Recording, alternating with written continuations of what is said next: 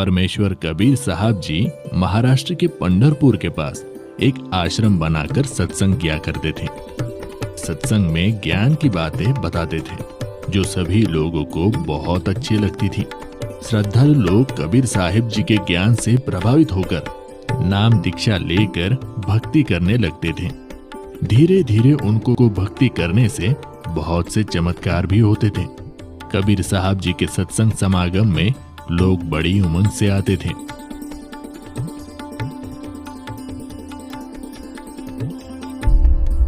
उन्हीं भक्तों में से एक भक्त का नाम रंका था। रंका भगत जी एक सच्चे सेवक थे। उनकी पत्नी बंका तथा बेटी अवंका भी भक्ति किया करती थी। उनका परिवार बहुत निर्धन था। दोनों पति पत्नी जंगल से सूखी लकड़ियां तोड़कर लाते थे और उनको शहर में बेचकर अपना घर चलाते थे। उस काम में वो बहुत ही मेहनत किया करते थे। कबीर साहिब जी के साथ में नामदेव नाम के एक भक्त रहते थे तथा वे भी कबीर जी के शिष्य बन गए थे। एक दिन उन्होंने अपने गुरुदेव कबीर जी से प्रार्थना की और बोले, हे गुरुदेव, आपके भगत रंका बहुत निर्धन है।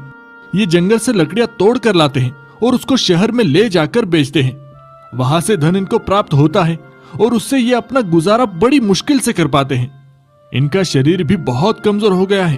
पूरा दिन मेहनत करने में लगे रहते हैं, इसलिए भक्ति करने का समय भी बहुत ही कम मिलता है। इनको कुछ धन प्रदान कीजिए ताकि इनका निर्वाह ठीक से हो सके।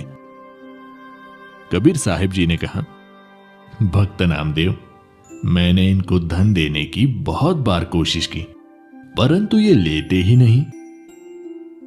हे गुरुदेव, आप फिर से धन दीजिए, ये अब की बार अवश्य लेंगे।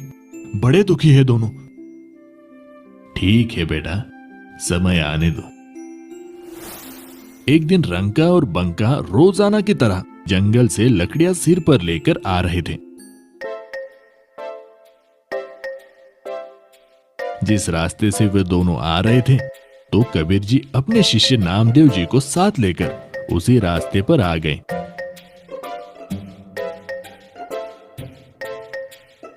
उन्होंने रास्ते के बीच में कुछ सोने चांदी के आभूषण तथा कुछ अशरफियां डाल दी और स्वयं दोनों किसी झाड़ी के पास जाकर छुप गए और उनके आने का इंतजार करने लगे। कुछ देर बाद रंका लकड़ियां सिर पर लेकर आगे आगे चल रहा था।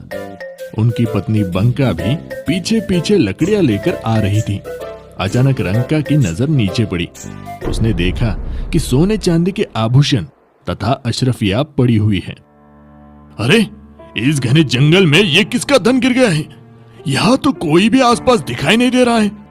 ये धन जिसका भी होगा, ऐसे हम प्रयोग भी नहीं कर सकते। लेकिन मेरी पत्नी मेरे पीछे पीछे आ रही है। कहीं उसकी नजर इन पर पड़ गई तो वो भक्ति में विचलित हो सकती है, क्योंकि स्त्री को आभूषण बहुत प्रिय होते हैं। कहीं उसके मन में लालच आ गया तो सारा काम बिगड़ जाएगा। ये विचार करके सारे धन को छुपाने के लिए उस पर पैरों से मिट्टी डालने लग गया। बंका की नजर अपने पति की गतिविधियों पर पड़ी तो उसे बात समझते देर न लगी और दूर से ही कहने लगी, चलो चलो भगत जी, मिट्टी पे मिट्टी क्यों डाल रहे हो?